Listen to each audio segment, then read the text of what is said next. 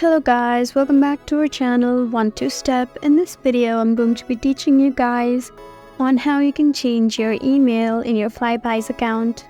So to do that, you just need to go to my profile over here, right beside account and activity.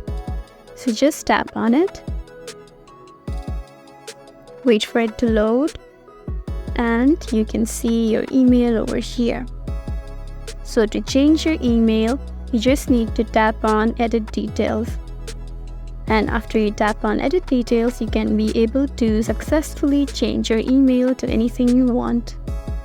And after you've written your preferred email, just scroll a bit down and then you see this option called Update. So just tap on it and then your email will be successfully updated and changed.